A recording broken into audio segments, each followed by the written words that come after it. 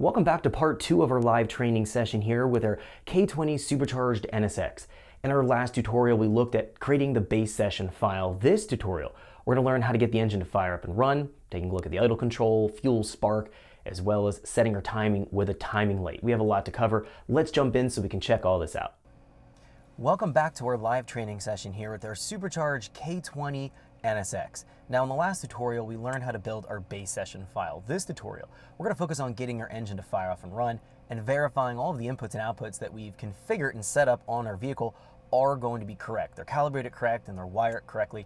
So we have a lot to go and cover. We're going to be taking a look at a lot of other details, such as checking our ignition timing with a timing light to verify our trigger offset or the sync point between the Infinity and the engine, so that if we're commanding, let's say 10 degrees of timing, we'll actually see 10 degrees at the engine. We don't want to mismatch there. Again, a lot of things to cover in this tutorial, but let's first jump in here and let's upload the base session file that we've created in the last video. So we created that in the offline mode. Now I'm connected to my Infinity. I'm sitting in the vehicle. Everything's powered on.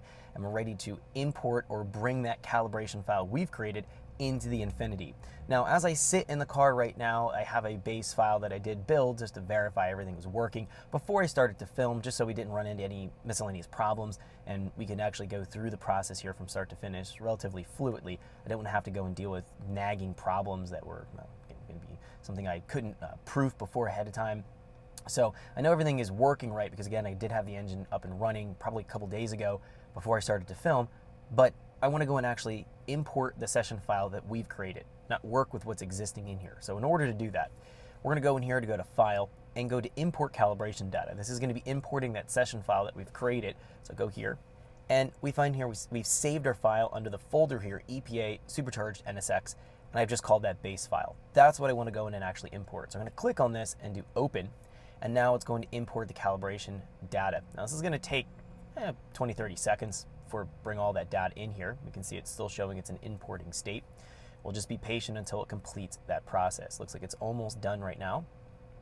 Now once we do this, we're going to be verifying all of the input and output. Again, as I was mentioning before, configuration. So that's the very first thing that we need to deal with. All right. Now the Infinity has power cycled. I just heard it go in and turn the relay on and off. We can see right now it's showing it's in the offline status. It's showing not connected right now. Now the ignition key is on. Let me go ahead and just power off the Infinity and power back on again because it should be able to connect. Let's just try this real quick here. Just give it a second and then we'll key back on. That should allow it to connect. Just be patient here. And let's go to connect to USB. And now we can see that it is connected. Okay, so let's do a quick run through here, taking a look at the inputs first, and then we'll test our outputs just to make sure, again, everything is wired correctly. Now the basic inputs that we need to make sure are calibrated right are things like map pressure, throttle position, our lambda sensor, making sure that's reading right, coolant temp, intake air temp. Those are the very basic channels. Now we've also wired in trim pots that we can test, and we've also wired in fuel and oil pressure along with an ethanol content sensor, as well as a Bosch flat response knock sensor. But we're not going to look at that Bosch flat response knock sensor yet. We're going to wait till we actually get the engine starting to do full throttle pulls. We can't verify if that's wired correctly or not. It should be. Look like when I connected to the box previously that it was getting some kind of a reading. But again, we're going to assume at this point that we don't know if it's wired right or not.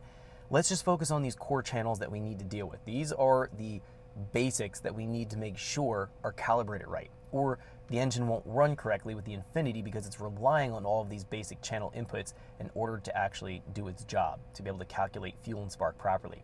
So taking a look here, we can look at our live sensor data. We're going to find here engine speed showing 0. It's key on engine off right now. The map pressure is showing approximately 0 psi, and that's what it should show. My elevation that I'm at right now is about 600, 500 feet above sea level at my shop location. So we're finding that it's going to be slightly below 0 psi. Now, if you're going to be working in units of the metric scale, so you'd be working in kPa instead of psi, that should reference roughly 100 kPa.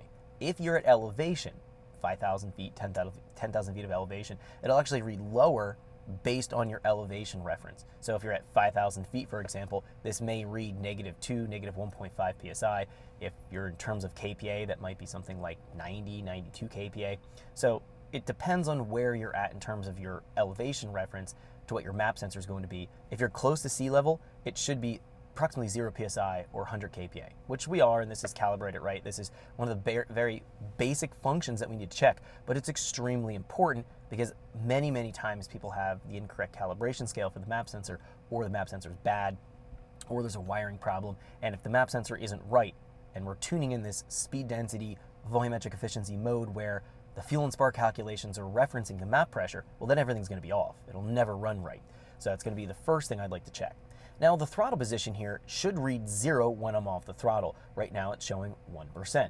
Now, this is important because things like our idle control or the deceleration fuel cut rely on having our throttle show 0 when we're all the way off the throttle. So if I go here and just test it real quick, just to make sure the circuit actually works, if I go here, I'm 100% throttle right now. I'm all the way to the floor here, and I come off.